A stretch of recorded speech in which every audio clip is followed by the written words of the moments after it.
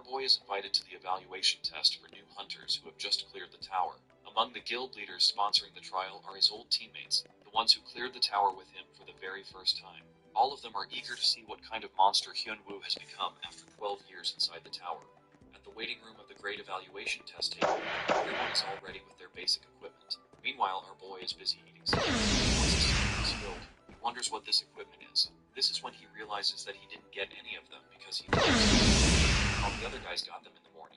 Right then, the announcement takes place for soon-to-be hunters to get out of the waiting room and go to the location where the test will take place.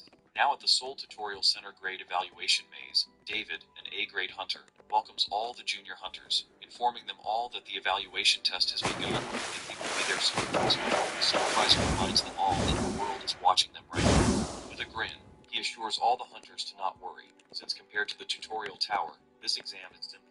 While David states that he is looking forward to seeing all the hunters' potential as they risked their lives in the tutorial tower, Hyunwoo is literally yawning, not listening to a single word. Right then, the supervisor announces that the first exam is beginning. At that very moment, he taps something on his phone. Instantly, the ground begins to tremble. Alternatively, David explains that there are different kinds of difficult situations that they have to go through as a hunter, but one of them is the maze. The moment these words leave his mouth, dangerous and huge metal rods fall from above, slamming into the ground and forming an actual maze. David instructs all the hunters that this maze has many traps. Though it is a move-in notification, it will be good if they utilize their abilities fully. Just then, a 30-second countdown begins, signaling that the exam will start as soon as the timer reaches 0. The hunters have to use their abilities and escape to the exit of the maze. The moment the countdown ends, all the hunters rush towards the entrance. The supervisor observing this, smiles, as all the hunters this time are very well-mannered, and by looking at their appearance, the thought of his own future rating system, he reflects on the most important thing, which is for the hunters to keep their original resolution. At that moment, the hero is still standing at the starting point, left behind while everyone else rushes ahead. He calls out to the supervisor, whom he nonchalantly calls Uncle, and confirms if he really has to reach the exit somehow. Upon hearing it, David frowns, judges our boy from his pathetic appearance, and wonders where his provided equipment is. When he notices Hyunwoo, he's at this point, David starts to doubt whether this guy is even taking the exam seriously.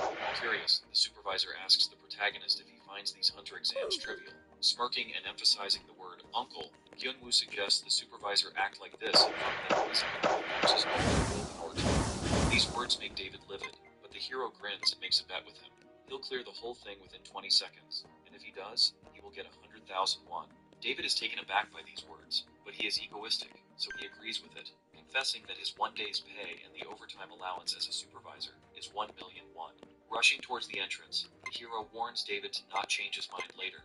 Now, in front of the entrance wall, Hyunwoo places his hand, being shocked that the supervisor is getting such great pay. While thinking this, he gathers all his energy in his arm. Everyone, including David... By the way, the One Piece game that you showed me before, brother, can you help me get into it? Before they could understand, creates a hole in the whole maze, and smoke covers the entire place. Within a few seconds, as the smoke settled, our guy was standing at the exit on the opposite side. It was obviously a forcibly made exit. Well, now this one is APG. What is it? AOPG? A One Piece game?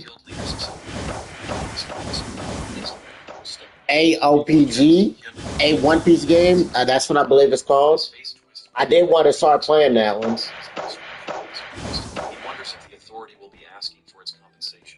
I know you stopped playing it because it got grindy and whatnot.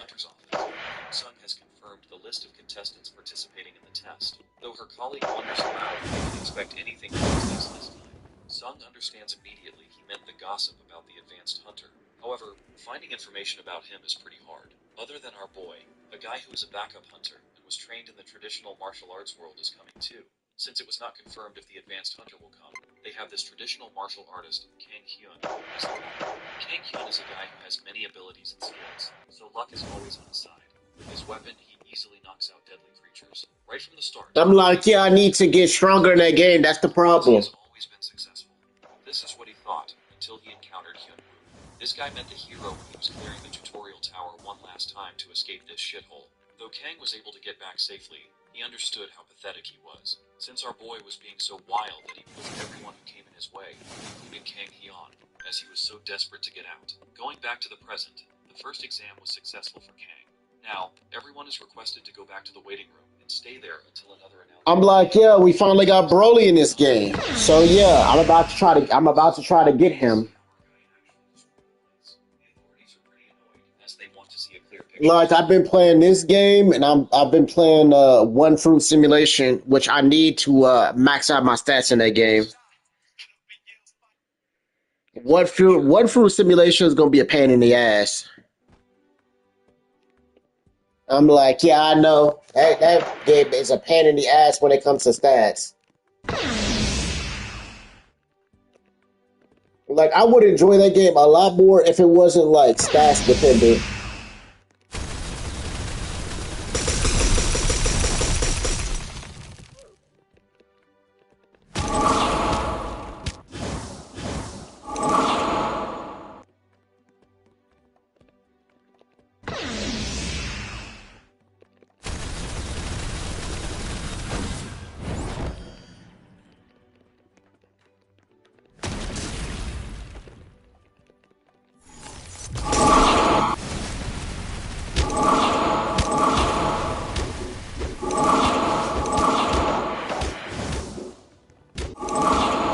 Damn, Broly hits incredibly hard. What the fuck?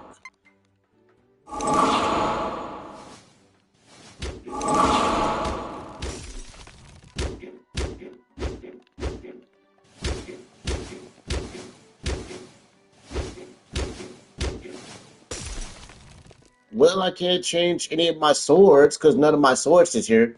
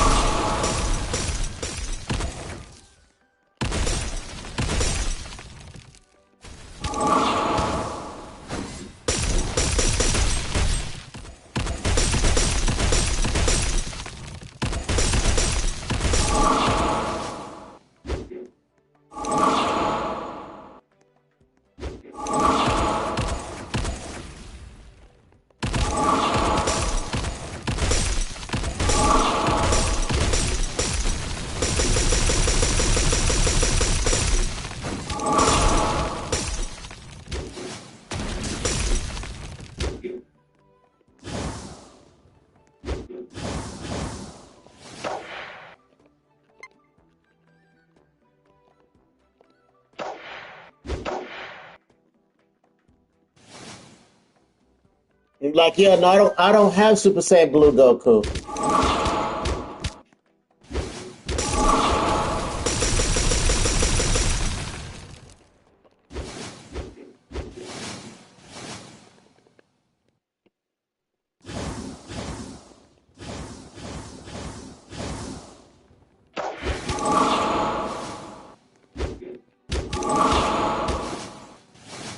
No, I fell through the game. No, why? Hate when that happens. No shit.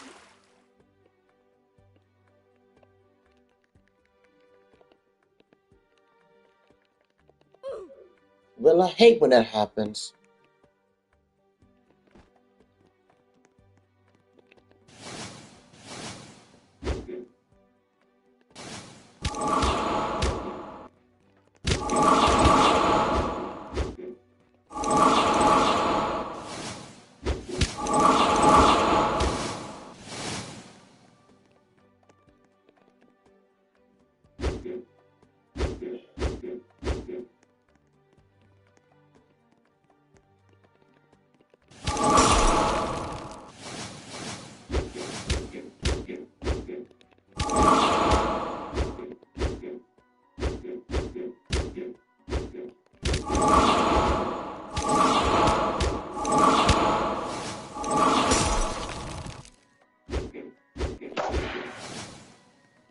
I'm like, yeah, because one of the missions is beat Broly with the freaking Goku.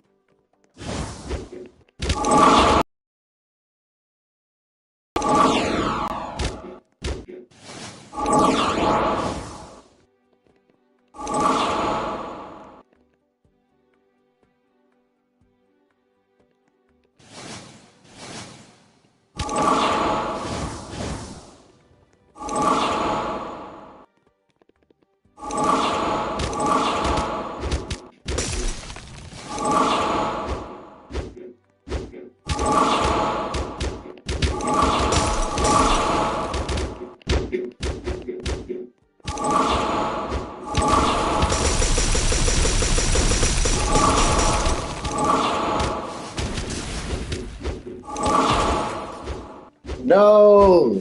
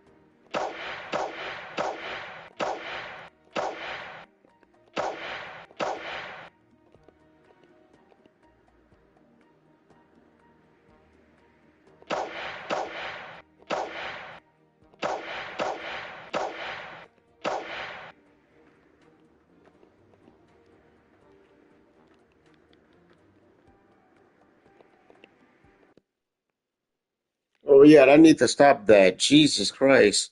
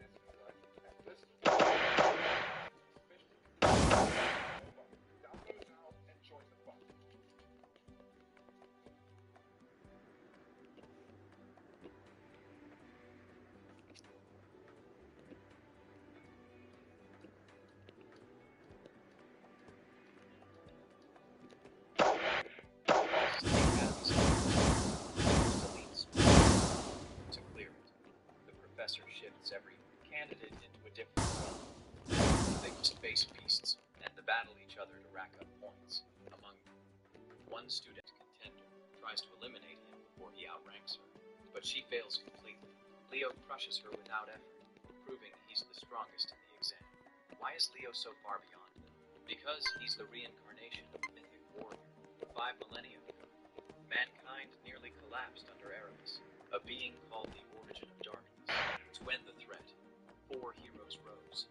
They joined forces to stop the nightmare, but all of them fell in the battle, except one man, Kyle, the lone hero who stood for mankind. His friends died buying him a chance. Kyle destroyed Erebus's vessel and saved the hero. That was hundreds of years ago. Today, the history books tell another tale. They say Lycinus died to stop Erebus, the prime evil. Kyle's name erased. No one questions this rewritten past. Until Kyle is born again. And here's the Erebus was defeated. His name is missing.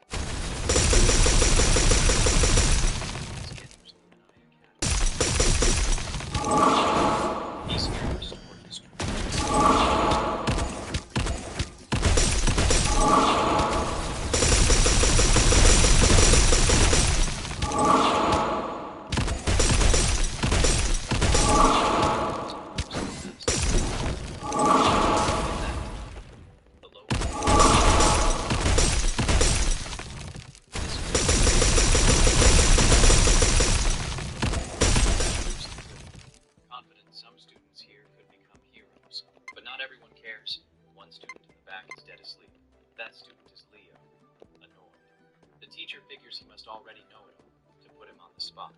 He asks Leo to explain the 5,000-year-old hero ritual. Leo slowly rises from his seat. He answers casually, saying people worship whoever gains fame. By the way, he's Leo Plav, 15 from House Plav. The teacher clearly isn't impressed. He turns to the class, hoping someone else has a better answer. A sharp student eagerly raises their hand. That student explains heroes weren't chosen by gods directly in ancient times. Instead, holy rites decided who earned that title. One such rite was the ritual of blood. The teacher is amazed by the depth of the answer. He believes Gulliman from House Trap.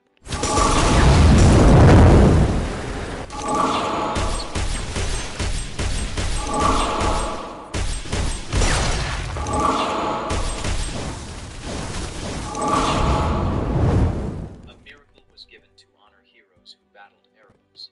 That miracle was but Leo can't figure out why he no one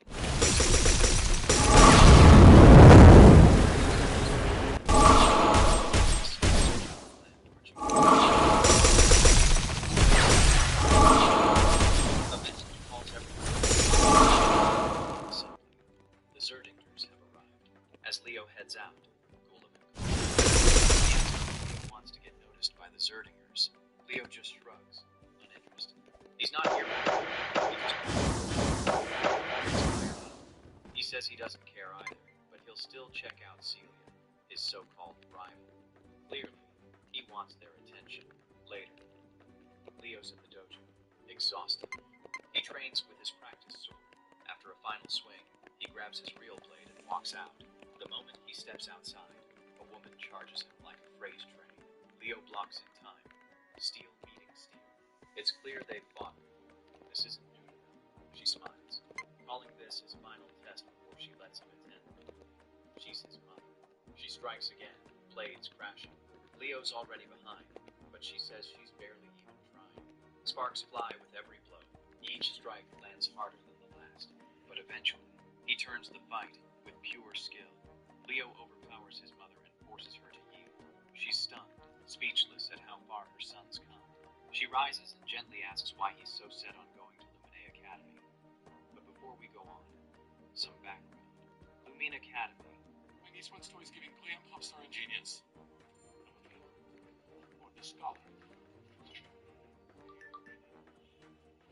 And something pink. It's giving best novel ever. And what a song later, what a six, and they just want to entertain people. Bad things happen over and over. Maybe he was seeing it shine. You're gonna do a deal with them, sure they should always use lightning. Four elite hero schools holds the hero record. Leo suspects it hides clues to his past as hero Kyle. With a reason that strong, it's no wonder Leo's resolve won't bend. His mother reminds him that the Zerdinger clan is in Dylan, staying at the Plav mansion. She isn't thrilled about hosting them, but has something to ask. She plans to speak to Zeiss, their vice patriarch. She hopes Zeiss will teach Leo the Zerdinger Aura technique. With it, Leo could qualify for Lumini next year, but Leo has no interest in waiting. He plans to get in this year.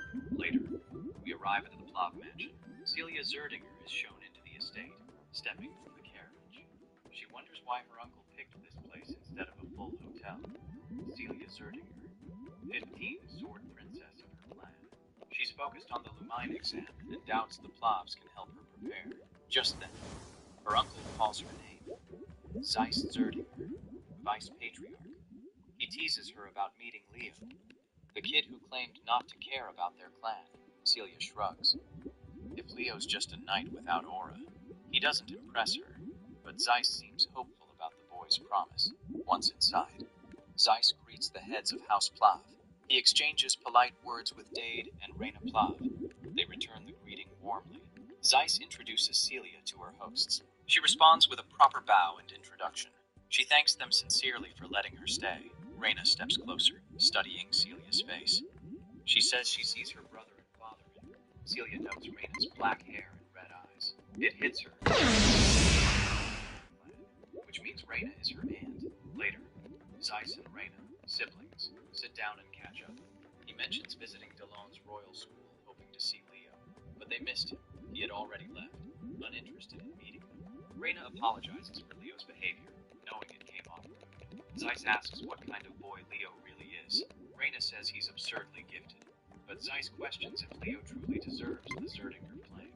Reyna continues her praise. She insists this isn't just a mother's pride talking. Leo truly has the potential to uphold their legacy. Zeiss listens, intrigued. He trusts her, but he decides he'll judge Leo for himself. Meanwhile, Leo sits alone, focused and silent. After finishing his preparation, he declares his body is finally ready to contain everything he needs. He thinks back to why he hadn't learned Aura before. His body is unique. Accepting Aura too early would force alignment. That would block his growth in mana and soul energy, both critical to his future plans. In his previous life, he saw firsthand what happens when power runs wild. Had he absorbed his fallen allies' strengths, he might have prevented future chaos. This time, Leo swears full control, starting with Aura on his own terms. A voice snaps him out of his focus. He looks up, attention broken. Celia Zerdinger stands there, with a sly grin. She notes his training finally looks decent, then sarcastically offers to teach him swordplay if he's brave enough. Problem is, Leo doesn't even know who she is, so she spells it out, name and all. Celia Zerdinger, the famed sword princess, in case that wasn't clear. Leo, flattered but blunt, says no thanks. He won't take lessons from someone he sees as weak. That stings. She hears it as him claiming to be stronger. He clarifies, in a kill match, she'd win. He can't use Aura yet, but in pure swordplay, he believes she's no match for him. Her pride stings. She doesn't hesitate, grabs him, picks a sword from the rack, dead set on proving his ego's out of control. She thinks even with Aura, he couldn't beat her. One win, and he's her servant. Simple. Leo doesn't blink, just asks, what if he wins? She raises the stakes, says fine she'll be his servant instead. The terms are locked. Leo snatches a practice blade and lunges in. His strike comes fast. But she dodges cleanly. Still, she doubts it'll be enough. They clash again. Leo lands a crushing blow, the force rattling. She stumbles back. His sword hits the ground and snaps in two. He doesn't pause. Charges again. The cocky noble's confidence cracks. She knows she can't parry it, so she braces, takes the hit straight on.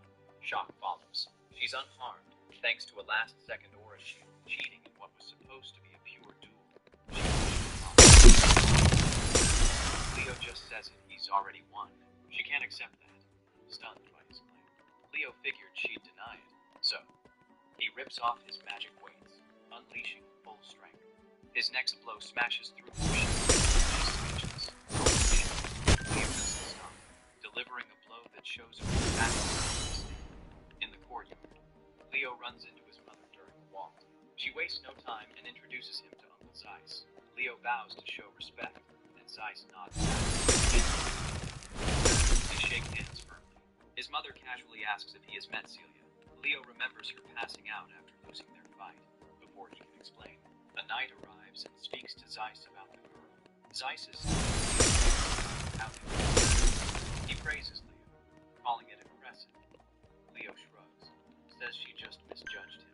Zeiss asks what Celia put on the line. Leo smiles, says the loser had to serve the winner. So now, Celia is his maid. Zeiss frowns at the deal, but respects the rule of honor. Still, he reminds Leo that Celia carries the Zerdinger name, so she shouldn't be treated like a common servant. He hopes Leo lets her off. In return, he offers a much greater reward. Leo turns him down instantly. He insists this was their deal. As a Zerdinger, she must own her loss. Zeiss then questions if Leo's ready to give up learning their family's aura method. Leo answers sharply, saying a technique given to save pride is worthless. With no better option, Zeiss pushes harder. He accuses Leo of insulting their family and their aura. Leo stays calm, admits every word Zeiss said is true. Suddenly, Zeiss eases up and asks if Leo sees how rude that sounds.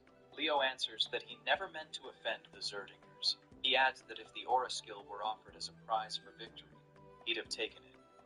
But using it to avoid her shame changes everything. If they deny her loss, they're saying she's stronger and only lost by mistake. He insists he'd win even in a real real fight. That makes Leo's mother even more proud of him. Her brother, too, is impressed by Leo's stance. He even wishes Leo were a Zerdinger. Zeiss then gives a signal. He tells his knights to send Celia to the servant quarters, then turns to Leo, giving him permission to drop formalities. With that, their talk ends. Leo heads off. Zeiss speaks to his sister.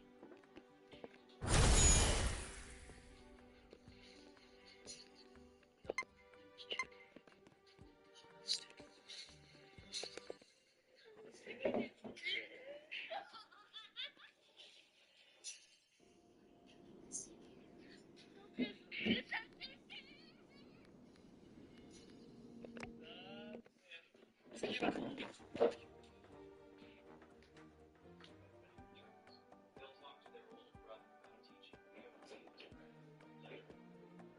The scene shifts to Leo's room. Celia's face is red.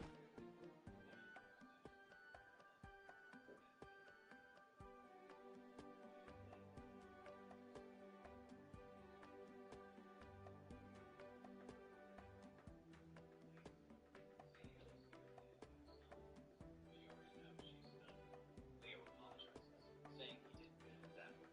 He admits he once had a friend obsessed with beauty. That obsession must have rubbed off on him. He recalls how that friend always said eternal beauty stood unmatched, and if peace ever returned, he'd spread beauty to all. That friend was Dueno, the dwarven smith. Celia's eyes catch up with Leo's face. Seeing how much he still enjoys it, she steps to the bookshelf, pulls a note, and mentions how there are tons about Kyle. Leo replies that history rarely belongs to one hero. Big events often come from many working together. He hints that Kyle's feats might be shared credit, but Celia waves it, saying Kyle was likely a fraud who stole others. That's the common belief, and she believes it too. Leo clearly doesn't like hearing that everyone thinks Kyle was useless. He cuts the topic short, saying it's time for breakfast before training. Celia snaps into maid mode, politely asking if she can trade with him. Outside, she acts inside. She's steaming, but hides it to learn his secret. Leo walks off toward the training area. Later, Celia drops to her knees, out of breath. After round 1, Leo gives feedback. When her stamina dips, her speed drops, and more openings show. That's happening now, and it's costing her. Celia doubts how she can body weight herself. Leo disagrees. He says no one builds the body anymore, but strong bodies boost aura. Too. She doesn't want to be weak, so she forces herself out of charging. She warns Leo not to move down again, but she rushes in blindly, and he knocks her back in one game. She slams into the ground, humiliated again. Frustration runs fast. Leo hands her a bracelet, and she takes it without pause, unaware it's packed with weight magic, way heavier than it looks. Leo grins darkly, revealing she'll be training while wearing it. Next day, Zeiss shows up and watches them. He sees how hard she's struggling. He thinks this beatdown might be just what she needs before heading to Lumen. He calls out to Leo and says he's considering asking the Patriarch to let Leo inherit Phoenix Breath. Hearing Phoenix Breath catches Leo off guard. As he recalls, it's the Zerdinger family's core aura technique. Only accepted members of the bloodline can inherit it. Celia adds that her father won't approve it so easily, but Zeiss already expected this and sets a condition for Leo. If Leo clears the Lumeni entrance test, he'll earn the right to learn it. Celia clearly disapproves. To her, Leo's just a rookie who can't use aura, and the Lumeni test involves real combat. Leo admits he lacks real battle experience, though that's only true if we ignore his past life. Zeiss waits for his reply. Leo agrees without hesitation, as long as his parents allow it. A week later, the exam day arrives. The crowd stirs seeing Celia Zerdinger among the participants. Celia teases Leo, asking if he's nervous, after acting like a maid for days. She still calls him master without thinking. Then Gullivan's voice cuts through the noise. He shows up for Celia, surprised to find Leo beside her. He scoffs at Leo, doubting his place here, since he can't even use aura.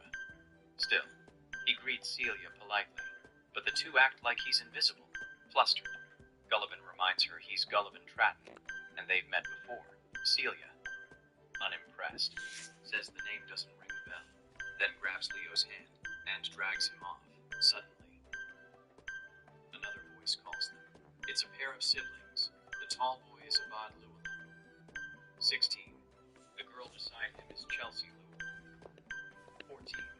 Both share the same noble name. Celia clearly knows them. In the same college is better than ever. Let's go over all the things they've been working on. The gameplay is faster and smoother than ever. With the speed and snap precision you love. And the gunsmith keeps getting better, giving you more ways to craft your perfect weapon. Alright, jumping into the action, the classic map graphics have been upgraded. I'm talking all the classics like Stand Up, Scrapyard, Rain, Shootouts, and of course, Shifted. Look at this. Check out how great these maps look. The operator's kits are all Chinese. Part of the point this is a mobile. They look incredible. That's absolutely nothing. Talk to the team every time you get it done. It's simply Call of Duty on your own.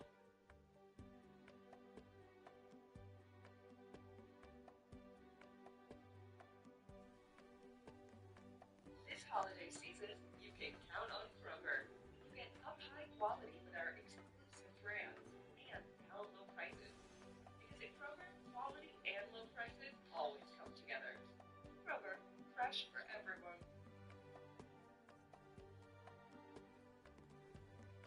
She tells him they're the human siblings who war for empires here in London. Celia tenses up.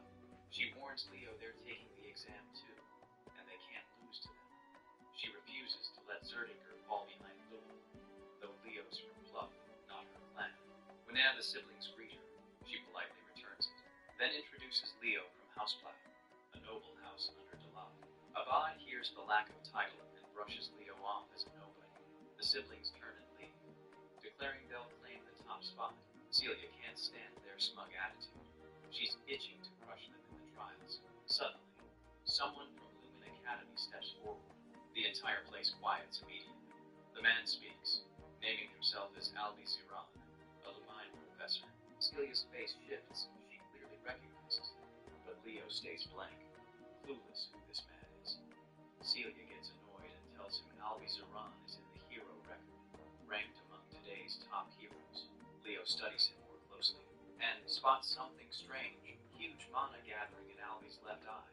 Professor Albi steps up and explains the entrance exam format, combat, and monster elimination. Normally, students would take turns, but Albi finds that boring. He wastes no time showing why. With a flick, he burns the exam sheet in his hand, then pulls out a thick, ancient book, opens it with focus. The first chapter appears, titled Prologue, The Wild Forest. Instantly, a magic circle glows beneath every student.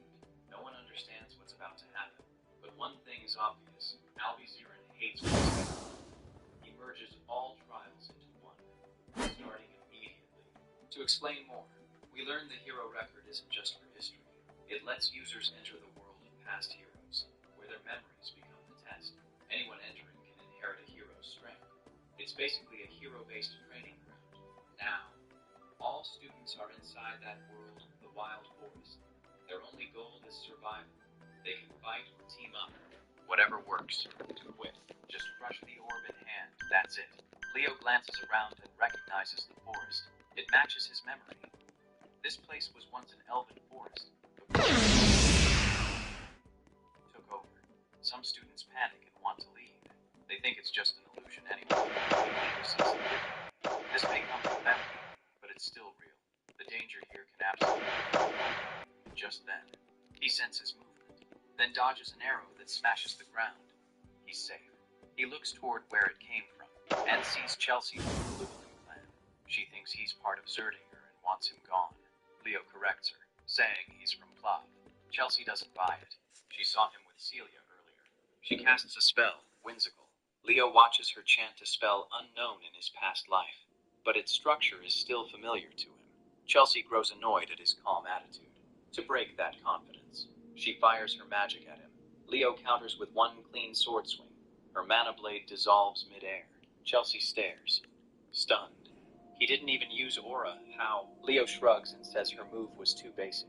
He offers to team up, reminds her that survival means more points, and as a mage, she should try lasting one round before failing. She snaps back, saying she's not just a mage, she's a battle mage. She's ticked off by Leo calling her attack simple. Offended, she unleashes everything, ready to crush him and prove her worth. But her attacks miss. Leo isn't even where she's aiming. Worse, she can't sense any mana, so she has no idea where he is. Then, she spots him right in front of her, fist clenched. We never see if that punch lands. But one thing is certain, her legs give out. That alone says Leo won. He reminds her again the Alliance offer still stands, but before she replies, the scene cuts to Lumine staff watching everything from a digital view. They're excited the fight is finally getting interesting. Back to Chelsea, she's not catching a break. Leo has tied her to a tree. His look says he's not feeling generous. He builds a fire as night falls. Flames creep.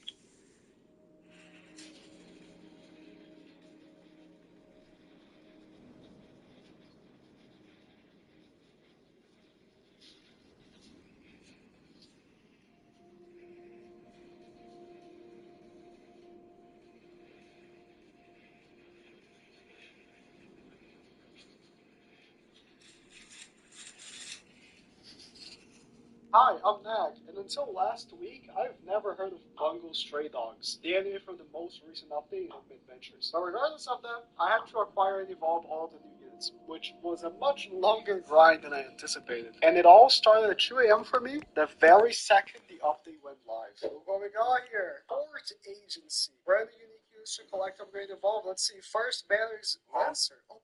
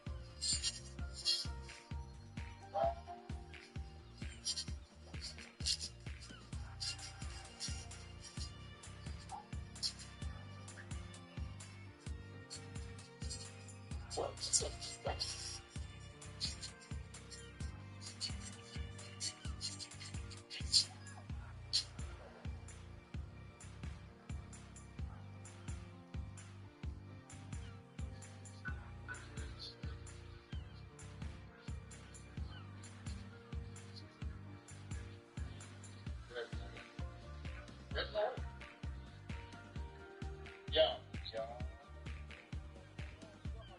What's good, man? Oh, what's this? Where's the energy at? Why you so nonchalant? Why you not surprised? Oh, bro. Are you not surprised that I'm still alive? Bro, we don't make our team. I mean, I guess you came to the conclusion, accepting the fact that you're probably never gonna die. You might be immortal. So, hey, nothing to surprise.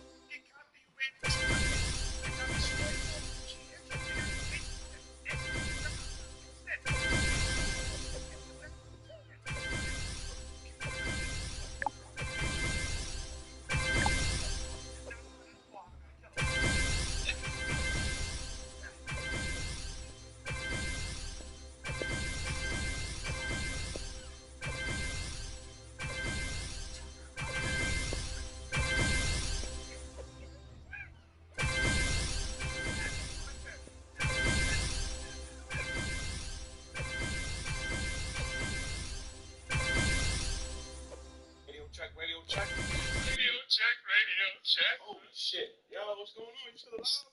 Yeah, yeah, I'm still alive, bro. I'm still alive. Why you sound sad? You survived the living encounter. Again? Yes, again. Man, you keep running into these monsters, man. It's like trying to kill me, man. This shit is not right. Yeah, but it sounds like you survived. I'm like, what's going on, dog? Man, I'm not expecting you. This might have been the worst one. Worst one yet. But you made it to my area. You only say that because you don't understand what's happening. You don't understand what I'm doing.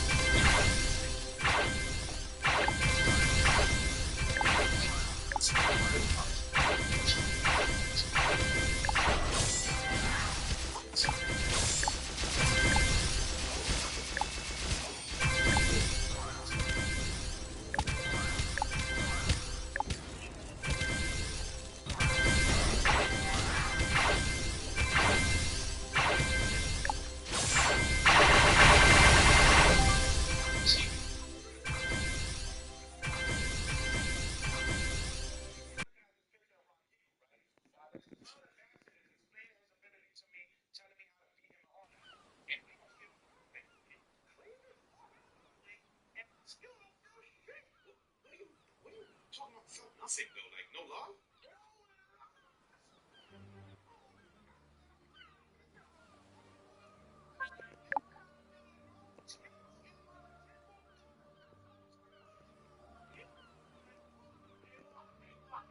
You ain't saying.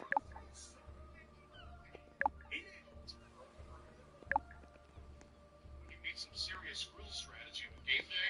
You could just ask Google for the perfect play-by-play, so the feast is all ready by kickoff. Oh, that's how it's done. You got those grill zones covered. And Lone Star Harley Davidson, we know that a great dealership is more than just a building. It's the people within it. These are the folks that you know and often the reason why you're here. So a great dealership is more than just the Harleys we sell. It's the care. It's the experiences we share. And a shared passion. It's Harley Davidson. Come experience it. It's Harley Davidson. Lone Star Harley.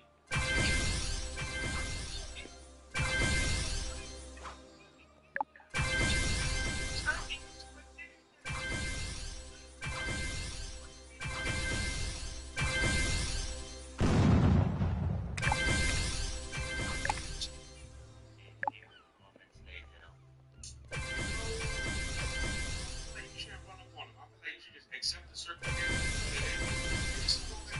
We're safe.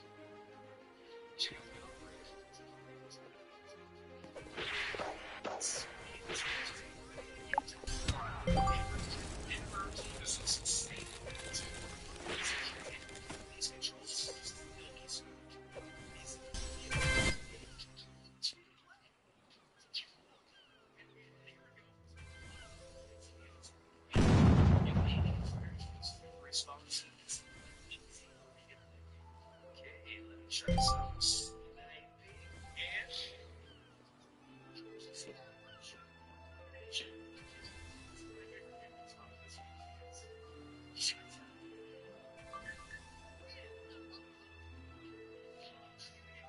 on this.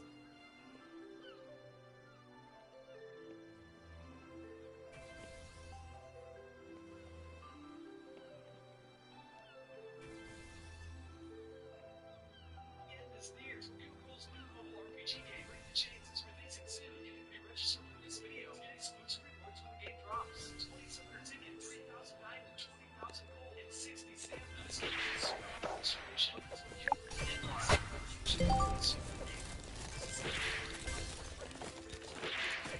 Precision timing to use your ultimate skills effectively and strategize your combination of skills. Turn the type of battle into key opponents. 3D associated high-quality graphics and character design makes this game feel like a moving piece of art. Silky smooth gameplay. Time to pre-register to a kill cool. Break the chains now.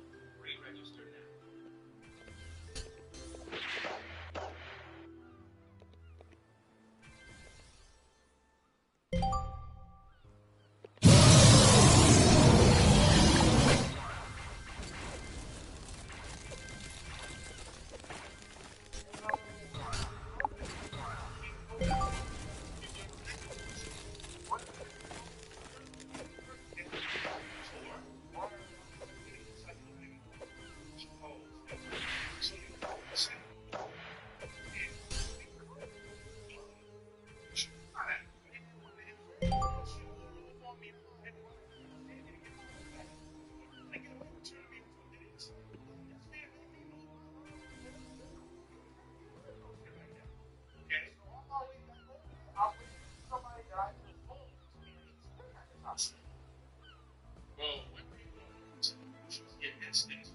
Whatever you perceive as an easy thing is probably not an easy thing. I'm gonna tell you this. And oh man,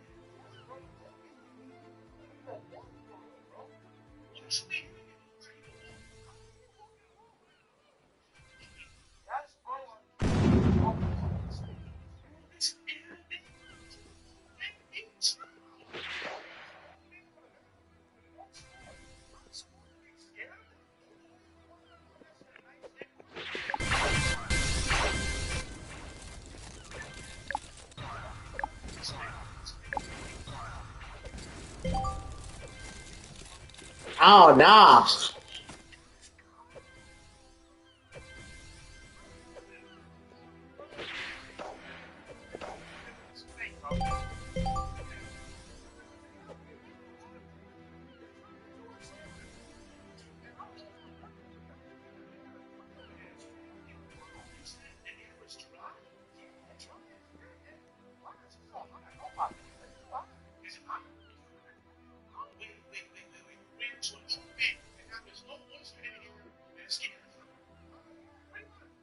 Oh, yeah, you're up.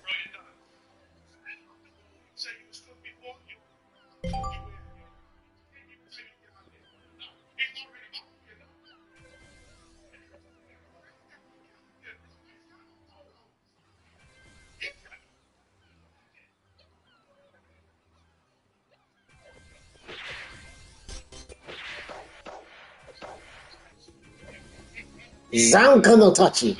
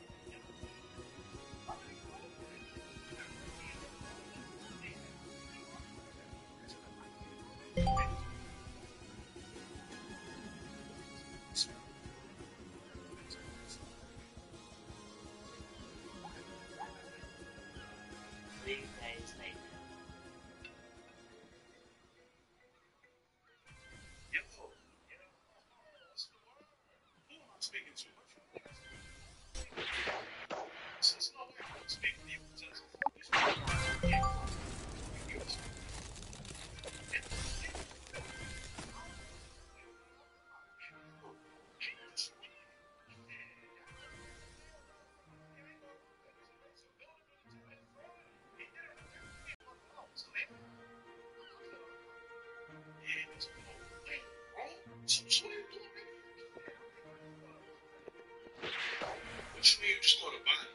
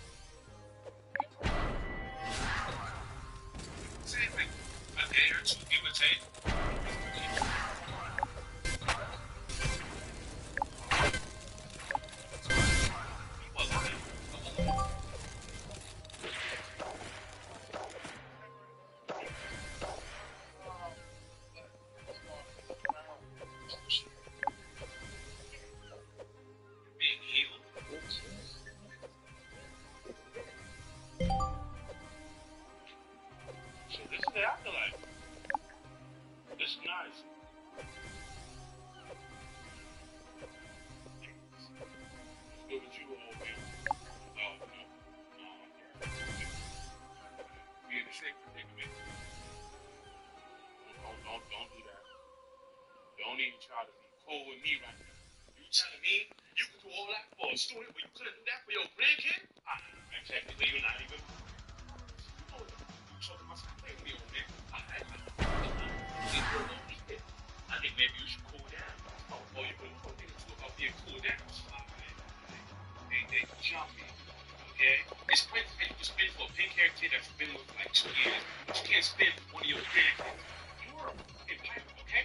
I'm the hero of the goddamn movies, bro. And you've been talking about doing that. You know, you were looking at the Marines to fight against the Marines? Oh, really? Trans here? Big son of the king of trans? Man, anyways, you have to look at your books. Like this is bro, I was like, spin for you. Me, not you.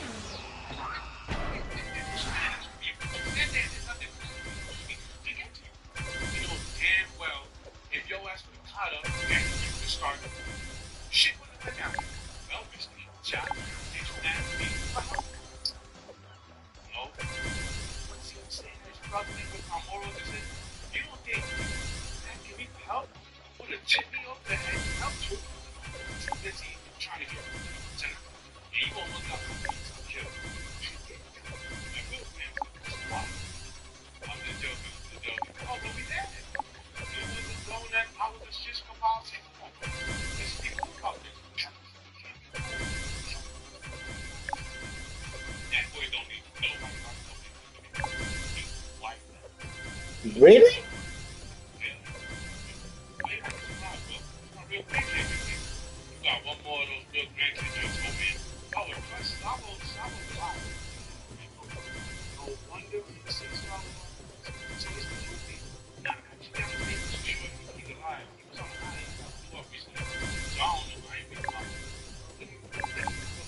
I mean, brother, he's already dead. He can break the fourth wall. Plus, we could be cool. We gonna see when we get back. Understand?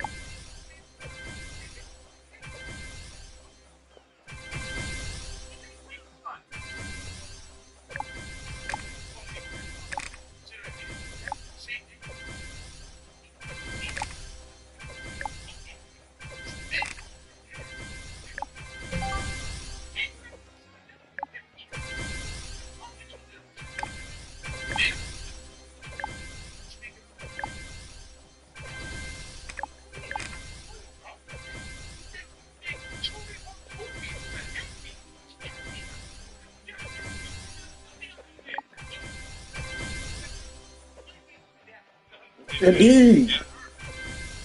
happy white man right here. Indeed, yes, sir.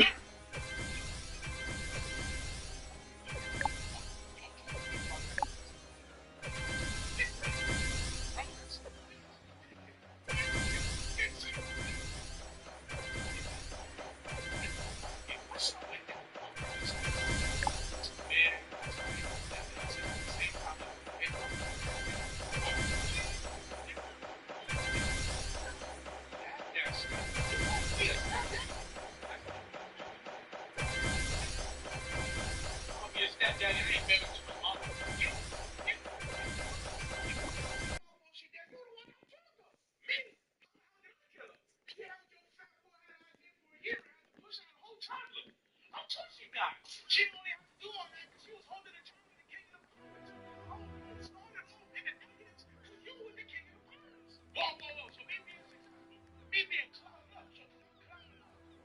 The reason your life is shit, exactly. And grandma name, you saved me. Bro, but your grandma wanted until you were saved. You were all free. Finally, but you turned around to the man. What up, brother? How you doing?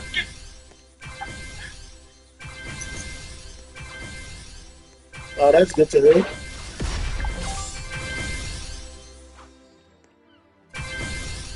Oh, that's good to hear.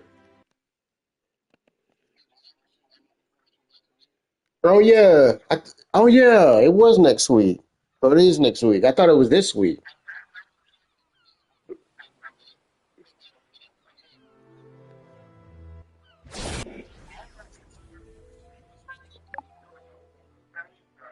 Christmas party?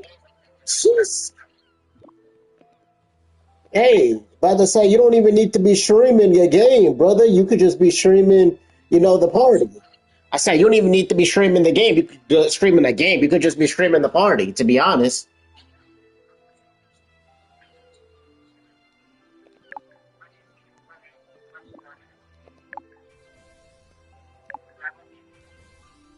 Yep.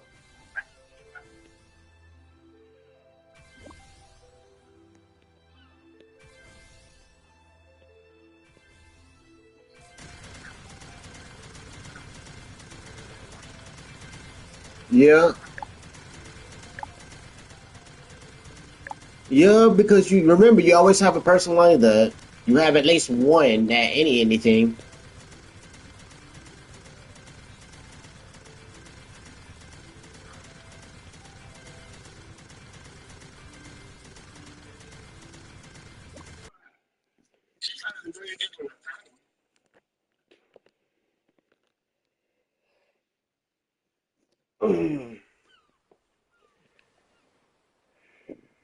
Like, yeah, people cannot have air on in my house.